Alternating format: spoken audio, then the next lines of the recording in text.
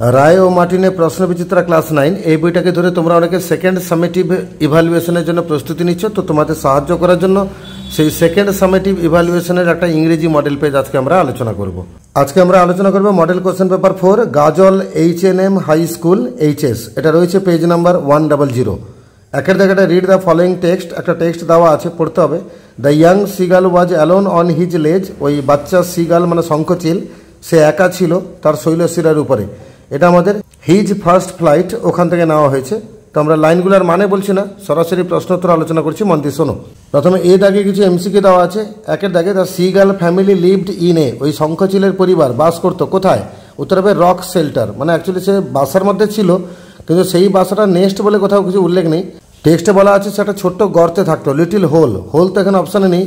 তো সেটা যেহেতু পাহাড়ের গায়ে শৈলশিরা ছিল, শৈলশিরা যেখানে ঢোকানো ছিল ওখানে একটা ছোট্ট গর্ত ছিল, তো ওটাকে আমরা পাহাড়ি আশ্রয় বলতে পারি, রক শেল্টার বলবো, অপশন নাম্বার ডি। আর দুয়ের আগে হেরিং ইজ এ, হেরিং জিনিসটা কি? উত্তরটা সামুদ্রিক মাছ, sea fish, option number A. তিনের দাগে the parents of the young seagull আর টিচিং দেম, ওই বাচ্চা শঙ্খচিলের যে বাবা মা ওরা শঙ্খচিলদেরকে কী শেখাচ্ছিল? দ্য আর্ট অফ ফ্লাইট, মানে উড়তে কীভাবে হয় সে ওড়ার কৌশল শেখাচ্ছিল, অপশন নাম্বার এ। চারে দাগে দ্য ওয়ার্ড ব্রিঙ্ক মিনস, এই ব্রিঙ্ক কথার মানে কি? এজ, প্রান্ত, কিনারা, ডগা।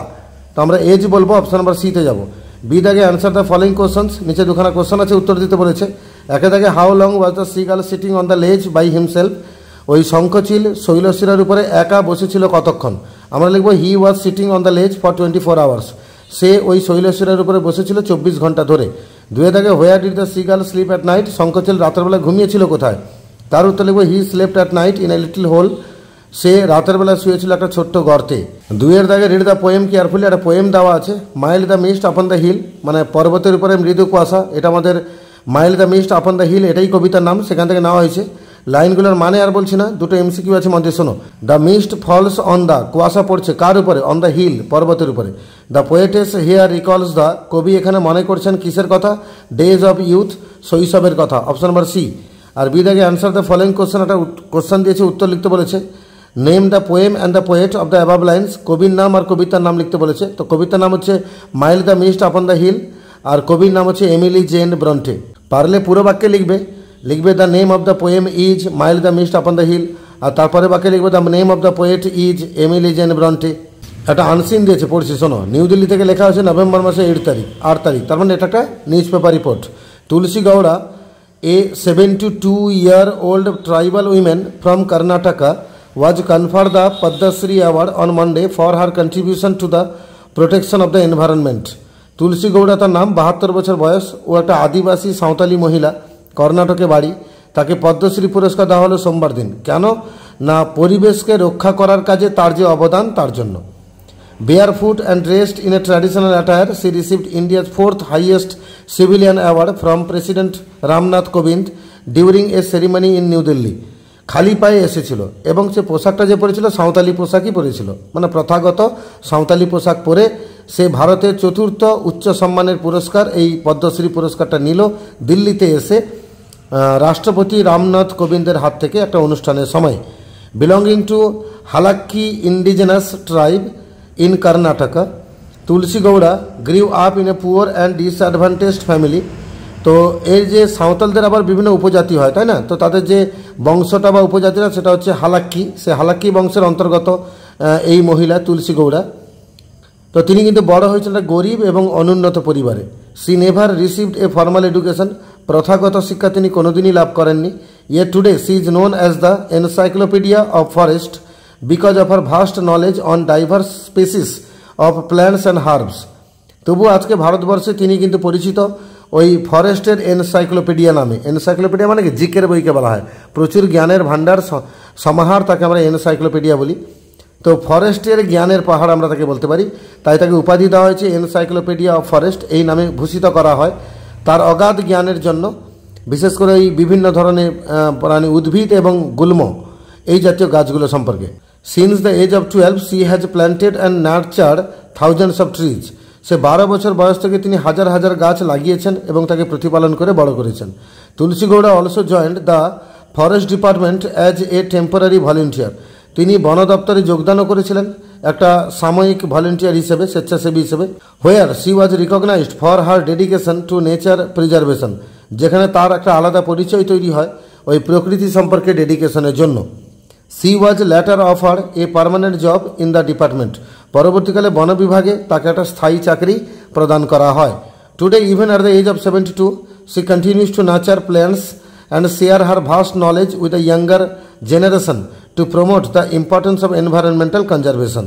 আজকে এমনকি এই 72 বছর বয়সেও তিনি কিন্তু এখনও গাছ লাগিয়ে চলেছেন এবং তার উদ্ভিদ সম্পর্কে যে বিস্তীর্ণ জ্ঞান, সেই জ্ঞানটাকে তিনি যুব প্রজন্মের সাথে শেয়ার করছেন, ভাগাভাগি করছেন, যাতে আগামী দিনে পরিবেশকে সংরক্ষণ করার যে গুরুত্ব, এই বিষয়টাকে তিনি উপস্থাপন করতে পারেন বা আরও বেশি প্রমোট করতে পারেন, তুলে ধরতে পারেন।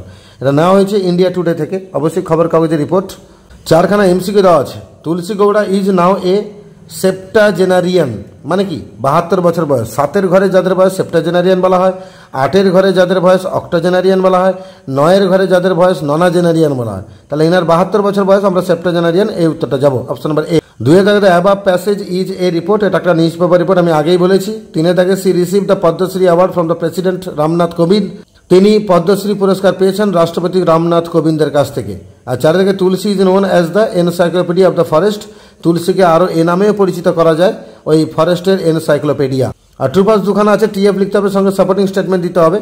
1-এর দাগে Tulsi Gowda belongs to a non tribal community, Tulsi Gowda কিন্তু একটা আদিবাসীবিহীন একটা সম্প্রদায় থেকে উঠে এসছে, কথাটা ভুল, সে আদিবাসী সম্প্রদায় থেকে এসেছে। সাপোর্টিংয়ে লিখে দেবো belonging to Halakki indigenous tribe in Karnataka Tulsi Gowda, তাহলে বিলঙ্গিং থেকে গৌড়া অবধি তুলে দেবে ফার্স্ট সাপোর্টিং স্টেটমেন্ট। 2-এর দাগে Tulsi Gowda is a well educated women, ভালো সুশিক্ষিত মহিলা ছিলেন, কথাটা ভুল, ফলস। সাপোর্টিংয়ে লিখবে she never received a formal education, তিনি কখনো প্রথাগত শিক্ষা লাভ করেননি। তারপর সি দাগে একটা কোশ্চেন দিয়েছে, why did Tulsi Gowda win the Padmashri award, Tulsi Gowda Padmashri পুরস্কার পেলেন কি জন্য, একদম প্রথম লাইনে উত্তর আছে। সেক্ষেত্রে লিখবে Tulsi Gowda a 72-year-old tribal women from Karnataka was conferred the Padmashri award on Monday for her contribution to the protection of the environment, এই যে ব্র্যাকেট দেওয়া আছে, এই লাইনটা তুলে দেবে, এটা সি দাগের উত্তর হয়ে গেল। এবার আমরা গ্রামার পোর্শনে যাব। 4 দাগে ডু অ্যাজ এ ডাইরেক্টেড, মানে কয়েকটা গ্রামার আছে, ব্র্যাকেটে বলা আছে কি করতে হবে। 1 দাগে ইট ইজ এ হরাইবল সাইট, এটা একটা ভয়ঙ্কর দৃশ্য, এটাকে এক্সক্লামেটরি করতে বলেছে, আমরা দেবো what a horrible sight, exclamation sign দিয়ে দেবো। 2 দাগে the bag is so old that it cannot carry a heavy load, ব্যাগটা এতটাই পুরনো যে এ ভারী বোঝা বইতে পারবে না, সিম্পল করতে বলেছে, আমরা টু ইউজ করে দেবো। তাহলে the bag is too old to carry a heavy load.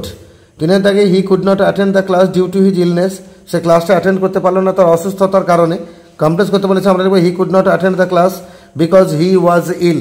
আর 4 থেকে প্লিজ শাট দ্য ডোর, ভয়েসন করলে হবে you are requested to shut the door. 2টো ফ্রেজাল ভার্ব আছে, রিজেম্বলস উত্তর হবে টেক্স আফটার, রিজেক্টেড উত্তর হবে টার্নড ডাউন। আনসিন থেকে 2টো ভোকাবুলারি মানে ওয়ার্ড খুঁজতে হবে, একটা হচ্ছে লং এস্টাবলিশড, দীর্ঘদিন ধরে চলে আসছে এরকম, তাকে আমরা প্রথাগত বলি, ট্র্যাডিশনাল। আর নেটিভ মানে ইন্ডিজেনাস, মানে বাসস্থানযুক্ত, আদিবাসী, এরকম ইন্ডিজেনাস হবে। তো এই 2টো শব্দ তোমরা আনসিনে পেয়ে যাবে। এইভাবে মডেল কোশ্চেন পেপার 4 যে ইংরেজিটা ছিল তার সিন আনসিন গ্রামার আমরা আলোচনা করলাম। এর আগে মডেল 1, 2, 3 আপলোড করা আছে, ভিজিট করো, প্লেলিস্টকে ক্লিক করো, ক্লাস 9-এর ভিডিও বার করো, সেগুলো পেয়ে যাবে। বাকি মডেল 5, 6, 7, 8 এগুলো রেগুলার সময় আপলোড হয়ে যাবে। যারা নতুন আছে চ্যানেলটাকে সাবস্ক্রাইব করে রাখবে, যাতে পরবর্তী ভিডিওগুলো আপলোড হওয়ার সাথে সাথে তোমরা পেতে পারো।